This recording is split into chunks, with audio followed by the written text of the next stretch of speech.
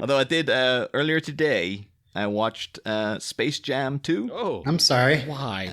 Because I was just like, hey, why not? Let's see what the damage is, and it was not good. Well, the first one isn't very good. No, but I thought oh, it might be some fun in the fact look at all the references and stuff, the things in the background, and I think it's movies have got to a point now of enough with that. Just having things you recognize in the background isn't enough anymore to be oh, that's cute. Look, it's Mad Max. Oh, look, it's friggin' Mr. Freeze, isn't it? Oh, well, Ready Player One tried that.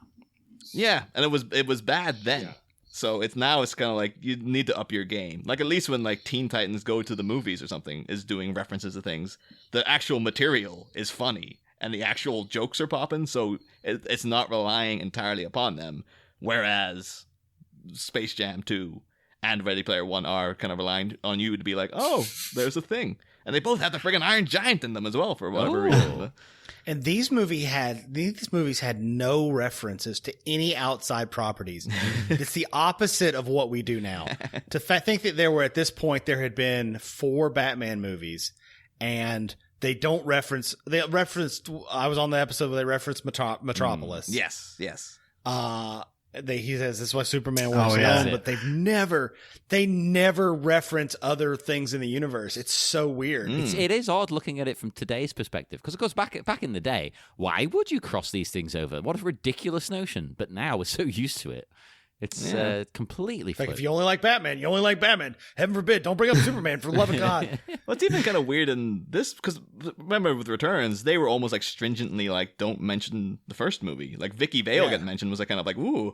Whereas this one, they show you the Riddler costume in Arkham Asylum, and it's oh, there's continuity. This is actually a continue on from the last movie. Whereas with the first 3, it was oh, they could be all standalones if you want to think of them that way. Really, you don't have to think that Jack Nicholson's Joker was in the same Gotham as Danny DeVito's Penguin. It's just more of a take it or leave it. But I like that about it though, the way you can just sit and watch one of them. But now we're going to be getting friggin' Marvel's going to go crazy with that multiverse of madness. I think DC still takes itself a little bit more seriously. They'll have Keaton Batman, but I don't think they'll be doing hey, what if Val Kilmer showed up too? I think thon'll draw the line at Keaton. That's it. Maybe Michelle Pfeiffer. Val Kilmer can't show up, unfortunately. Yeah, well, unless he sucks. I only found out recently because I was how are they going to do him in this Top Gun sequel? But apparently, it's a son doing his voice. So I think that's the way they got around. Because I know he's doing that documentary too. That Kilmer documentary, when it comes on, at first I was like, how's he talking? Yeah, I know he can't talk, and I was like, that's his son's voice. He sounds exactly like Val Kilmer. Watch that. What the hell? Yeah. He is. Yeah, he is the Chip Shrek to Val Kilmer. Yeah. I guess. He has no voice. It's gone. It's gone. Unfortunately. See, I would have just with the Top Gun. Maybe it depressed people too much. I would have made the character he's being injured in combat.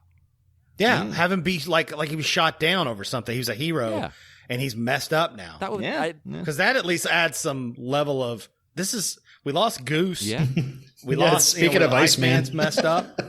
Oh yeah. I know Top Gun 2 seems to be the love interest now. It's Jennifer Connelly, isn't it? Because I think they're just kind of Kelly McGinnis. Oh, she looks too old now, so we need to get someone who looks. Kelly McGinnis was too old. There, I said it. It's a hot take. Kelly McGinnis was 73 years old in Top Gun. Yeah, she was too old. She's too old for Yentl. She was too old for that movie to play his love interest. Yeah. Meg Ryan's in that movie. You're like, yeah, Meg Ryan would have been the perfect one. Just make her. Maybe he's into the older ladies. I thought she was supposed to be older. But for the 80s to have done that. It was weird that the 80s did that. The 80s is, known for, what is she, 40? Gross. I think that's the vibe you're getting with Top Gun 2, though. So it's we can't have Kilmer without a voice. Get his son to dub him. And then Kelly McGinnis, oh, no, she's old. No, Jennifer Connelly is old, but she looks 40 or something. So get her in instead. 40? That's acceptable old, though, these days. What with the popularity of the MILF genre. It's fine. The MILF genre. No older.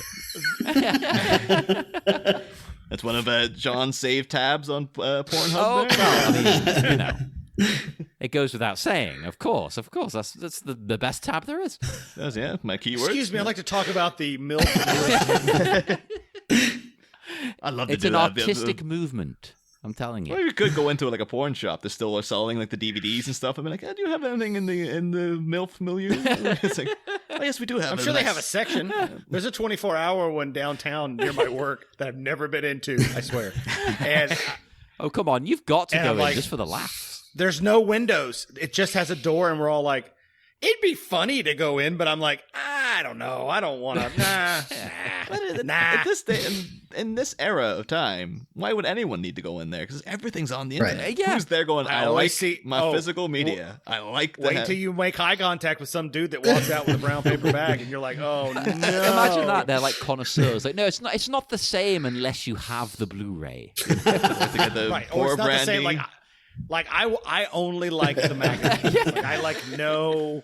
Like I can't. There's no way for me. Like there's no way anything happens. I like unless to I have a magazine. I like to pour myself a brandy and listen to the vinyl soundtrack for Deep Throat, and it just sounds way better. Quite Yes. frankly, you know? Yeah. You're not capturing the essence unless you are really, experiencing it in the original format. That's the thing. You know, the keyboards don't sound as skeevy in digital. You have to get it in that original. Well, I have Let's get vaguely back on track so we can end the episode.